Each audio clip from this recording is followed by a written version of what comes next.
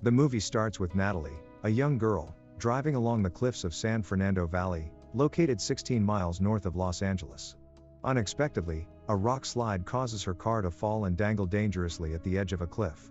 Within moments, Chief Raymond Ray Gaines and his team from the Los Angeles Fire Department arrive to rescue the trapped girl.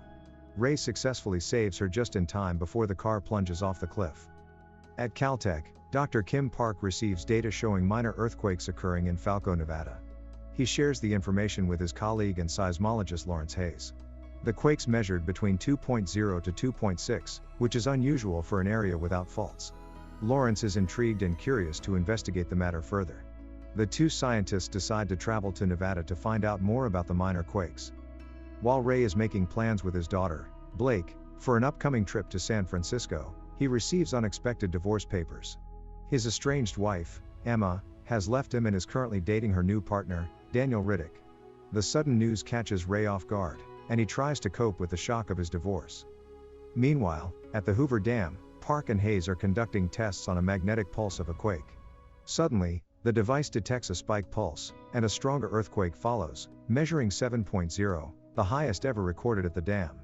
The dam starts to break, and Park struggles to escape while Hayes tries to alert the people still on the dam to evacuate. Park exits the facility, but when he sees a girl too afraid to move on the crumbling dam, he stops to rescue her. He manages to carry her to safety, but unfortunately, he is impaled by a rod in his right foot and dies. The dam completely crumbles, leading to widespread flooding of nearby towns. The earthquake becomes the strongest and most destructive ever recorded in Nevada's history. Ray arrives at his family's house in California to plan for their upcoming trip. However, he is called back to work to rescue disaster victims in Nevada.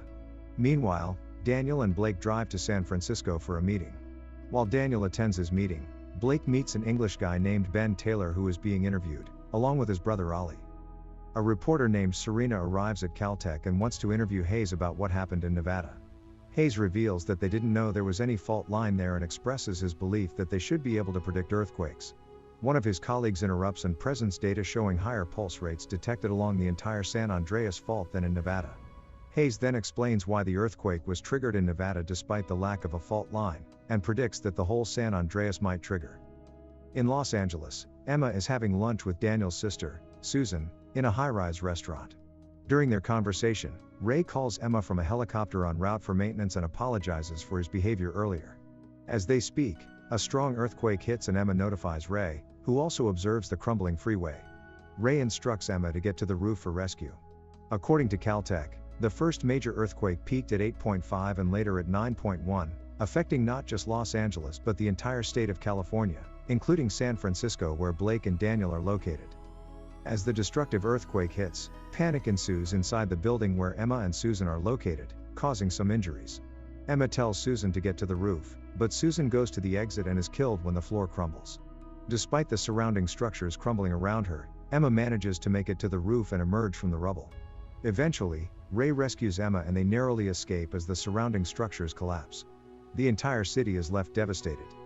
After Ben's interview in San Francisco, Blake borrows Ollie's book to write down her number for Ben to call her. As Blake and Daniel are leaving the building's parking lot, the earthquake hits. They escape, but the ceiling collapses, trapping them inside the car. The debris crushes part of the car, and Blake's leg is trapped under the driver's seat. Daniel goes to get help, but as he calls for help, the debris falls near him and kills a security guard. Instead of saving Blake, Daniel flees in terror. Ben and Ollie struggle to rescue Blake, as the debris above her continues to press the roof. They use a jack to lift the debris, and the driver's seat moves away, but Blake's leg is still stuck. Finally, Ben pops the car tires, lowering the car, and they rescue her.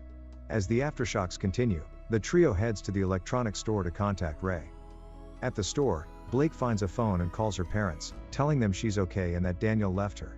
Emma becomes angry and leaves a nasty message on Daniel's voicemail.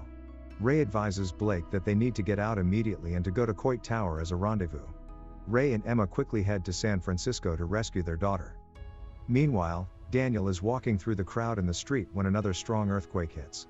The structure over the crowd collapses, and in order to save himself, Daniel steals the safe spot of someone else, and the victim is swept away by the debris. As Ray and Emma are en route to the city, the helicopter's engine fails, forcing them to make a crash landing into a superstore in Bakersfield. They try to steal a vehicle, which is already stolen, and the thief aims a gun at Ray. However, Ray manages to subdue the perpetrator, and they drive away. Serena helps Hayes warn the people of San Francisco through news coverage about a bigger earthquake that is about to hit the city. He emphasizes that people's lives depend on them leaving the city immediately. Ray and Emma drive until they encounter an elderly couple who warns them that the San Andreas fault has opened up, rendering the road impassable. They return to the couple's home, where they discover that the couple owns an airplane. Ray exchanges the stolen car for the plane and they fly to San Francisco. During the flight, Ray shares with Emma his regret that he could not save their daughter, Mallory, who died in a rafting accident. Emma is seeking a divorce, which Ray believes is due to this tragedy. Blake, Ben, and Ollie make their way to Coit Tower as their rendezvous point, but it is on fire, so they change their plan and head to Nob Hill to signal Blake's family. Ray and Emma reach San Francisco, but they cannot land the plane due to the airport's damaged runway and scattered planes. They are forced to skydive into the stadium, leaving the plane to crash into the Pacific Ocean when it runs out of fuel. Meanwhile, Blake, Ben, and Ollie are walking through a deserted street when the earthquake strikes. The earthquake measures 9.6, the largest ever recorded in history. Blake and Ollie manage to get to the side of the street, but Ben goes to the opposite side, and the glass shards from a nearby building cut his leg. The earthquake destroys remaining standing structures, causes the ground to rupture, and leads to the collapse of suspension bridges. Ray directs others to safety on the other side of the stadium as the structure collapses. After the earthquake, Blake removes the glass shard from Ben's leg, and they head to the highest ground, which is Nob Hill. Meanwhile, Ray and Emma drive a boat to the city and see that Coit Tower is on fire. Ray knows that Blake has gone somewhere else and they notice that the water is receding rapidly, indicating a tsunami is approaching. The trio receives the tsunami warning from the radio, and they quickly head to Daniel's unfinished building. Ray and Emma manage to drive their boat into the giant tidal wave, and they make it to the top just before the wave crests. However, they are nearly hit by a cargo ship that is being carried along by the tidal wave. Daniel is on the Golden Gate Bridge when the wave strikes. Unfortunately, he is crushed by a falling shipping container from the overturned cargo ship. The cargo ship slices the Golden Gate Bridge in half, and the tidal wave continues to rush toward the city. The trio, including Blake, Ben, and Ollie, arrives at Daniel's unfinished building just in time before the tsunami hits. The group takes refuge in the building's basement, which was designed to withstand earthquakes. Sadly, most of the people on the ground are swept away by water and debris. The trio was inside the building when a tidal wave hit. The wave caused severe damage to the town. Ray and Emma drove their boat around the devastated town to search for Blake. However, when Blake and Ollie saw their parents in the boat, they were unable to get their attention. They tried to signal them by using a laser pointer that Ollie had obtained from an electronics store. Blake's parents finally saw them, but before they could save them, the building began to sink into the ground. As a result, Blake got separated from the two brothers while they managed to make it to the next floor. Unfortunately, Blake got trapped inside the building as the water level continued to rise. Ray finally managed to get to his daughter, but the exits were jammed. Blake seemed to have drowned, and Ray struggled to get her body out. As the building was on the verge of collapse, Emma drove the boat through the window, allowing them to escape as the building finally collapsed. Once they were outside, Ray tried to revive Blake, and after several attempts, he succeeded. Blake was reunited with her family, and the two boys were also rescued. Later on, the family, along with Ben and Ollie, managed to find safety in Marin County. As they watched the sunset over the destroyed and radically altered geography of the San Francisco Bay Area, they talked about the future. They also noticed an American flag waving over the now destroyed Golden Gate Bridge. Thanks for watching. Make sure to subscribe and leave a comment and let us know which film you want us to explore next. Take care.